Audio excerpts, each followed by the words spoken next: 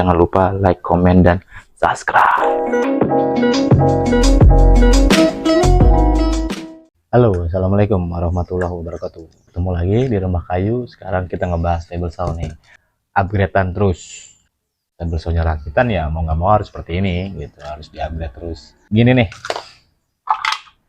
saya baru beli ini, emergency stop beserta box panel.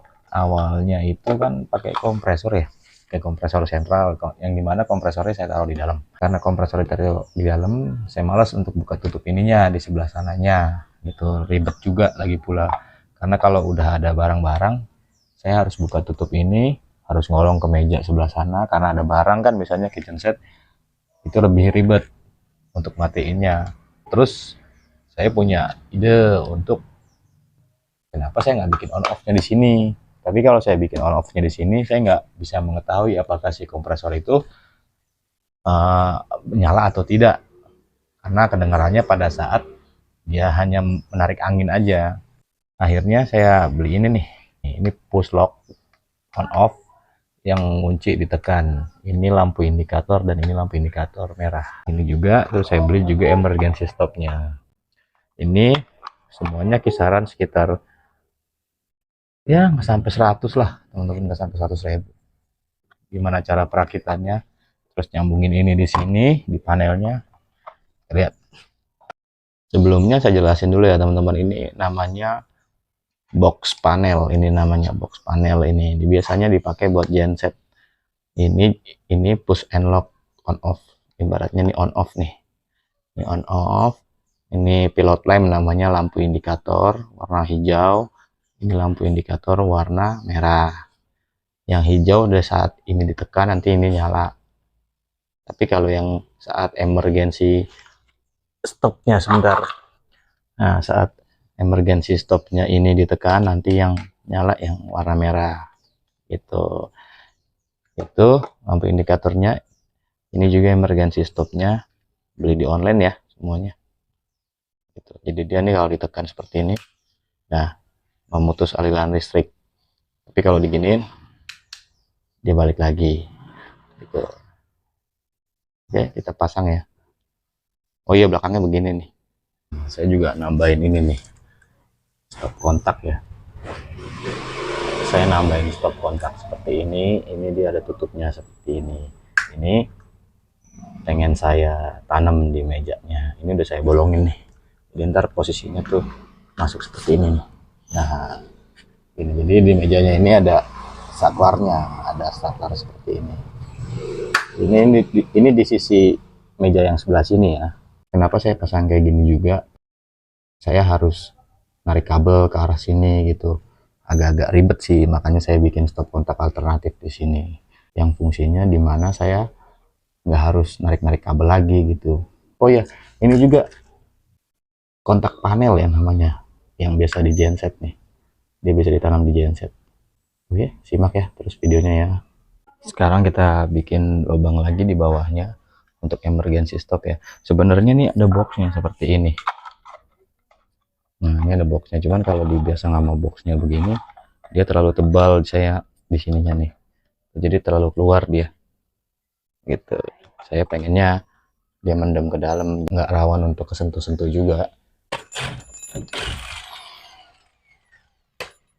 Nih, udah ya, udah bolong nih. Nah, kita masukin ininya nih, fungsinya begini. Wah, mantap. Seperti itu, nanti boxnya ini baru dari dalam. Selain buat pengaman kabel, ini di dalamnya juga. Ini juga nggak tebel jadinya ininya. Oke, next. Ini sebelumnya teman-teman saya kasih tahu juga, ini kan emergency stop, yang dimana kita harus tahu NC-nya ya, NC dan NO-nya. Kelihatannya di sini teman-teman nih, bisa kelihatan. Ntar saya deketin. Ah, ini ada tulisannya nih. Ini udah saya kasih tahu ya, ini NC. Cuman teman-teman lihatnya dari sini nih. Berarti normal close. Kalau dia dalam keadaan normal, belum ada tegangan, dia nggak close. Ketutup ini ya, ketutup tuh.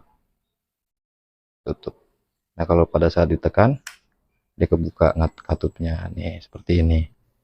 Ini namanya NC. Jadi dari listrik, ntar dari sumber masuknya ke NC sini, baru NC sini dihubungin ke saklar-saklar lainnya gitu, termasuk yang lampu indikator lem, terus on off nya si table saw dan on off nya si kompresor gitu.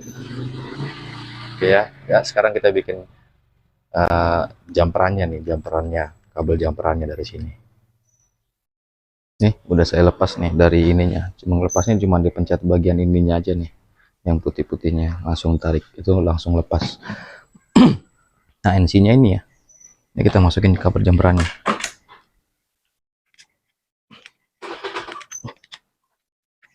Jadi bisa irit kabel teman-teman, kabelnya juga pun harus speknya harus memadai. Oke, bentar saya ini dulu. Oke, ini udah cukup kabel jumperannya. Kita masukin lagi. Nah, seperti ini ya.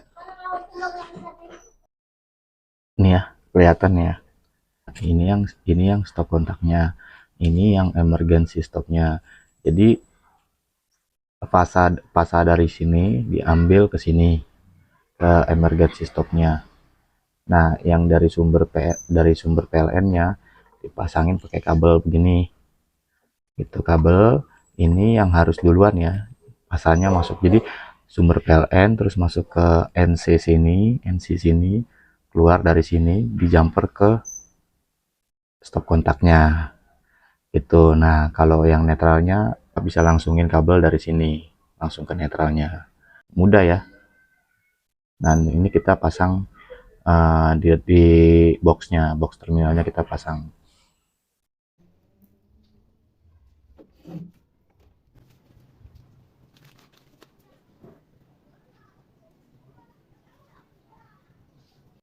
Alhamdulillah udah nih teman-teman, udah saya rakit.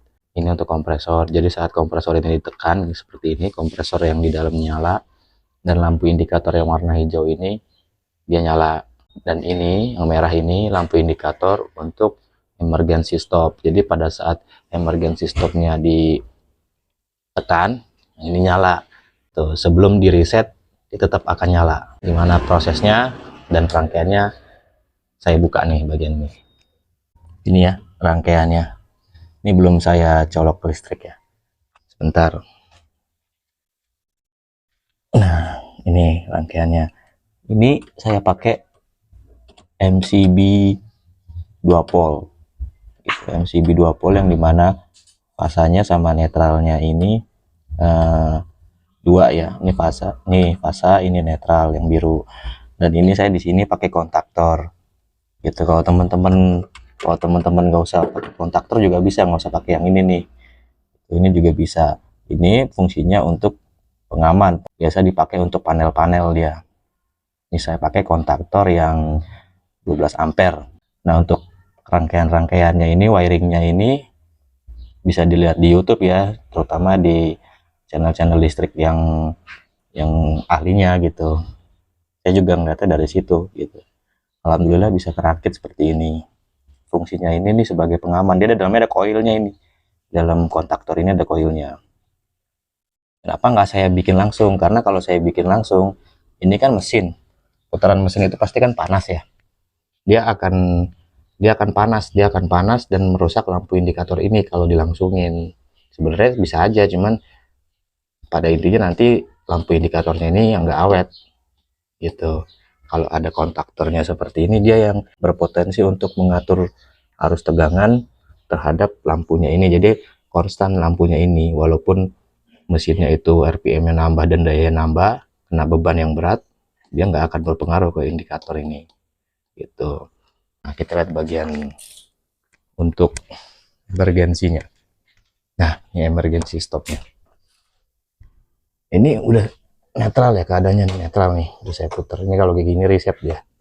Nanti saat ini ditekan seperti ini, lampu yang di sana merah, yang warna merah nyala.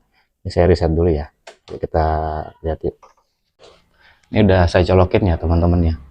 Ini yang ini tadi ya untuk kompresor ya. Ini saat kalau saya tekan, ini udah ada arusnya nih, udah ada tegangannya di dalam.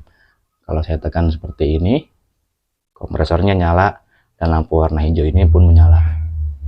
saat emergency stopnya saya tekan, lampu merahnya yang nyala. Nih ya, kita coba tekan ya. Bismillah. Dan dia kan nyala kan, nyala. Tinggi sih anginnya nih untuk ke dalam gitu. Sekarang kita coba tekan emergency stopnya. Ayo.